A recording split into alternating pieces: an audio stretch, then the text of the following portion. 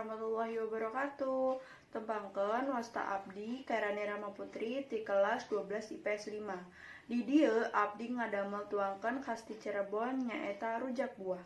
Sim abdi di dieu bade ngauningkeun kasadayana bahan-bahan, alat-alat sareng cara-cara kumaha ngadamel rujak buah. Penasaran ku videona? Yuk tengetkeun videona, wilujeng nyaksikeun.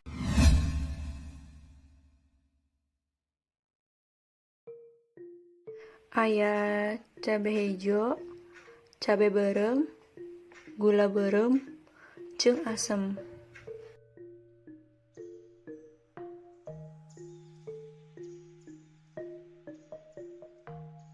Buahna aya gesang, balimbing, jeung melon.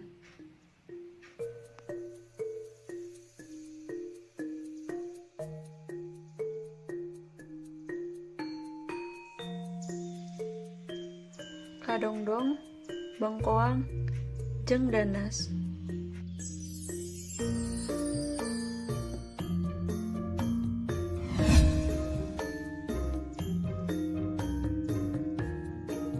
Pagurusan, talenan, jeung peso.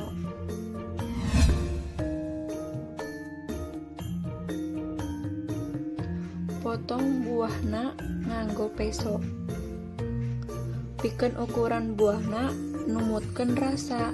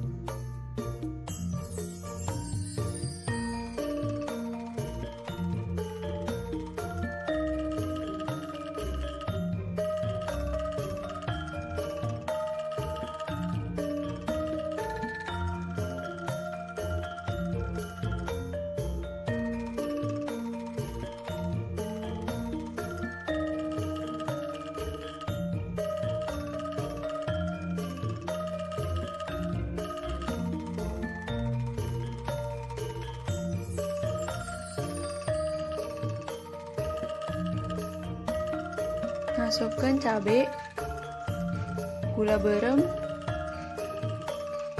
asam, jeung uyah.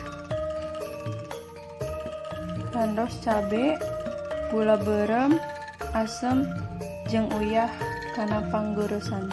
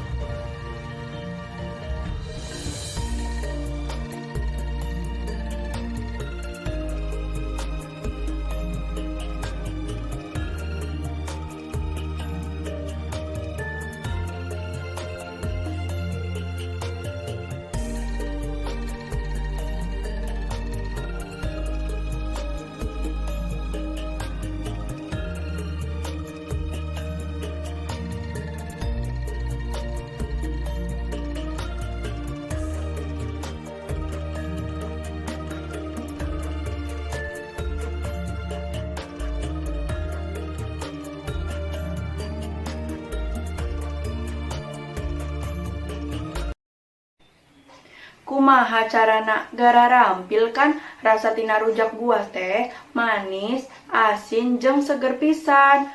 Yuk atuh urang sadayana cobain di bumi, mugia manfaat kanggo urang sadayana. Hatur nuhun. Wassalamualaikum warahmatullahi wabarakatuh.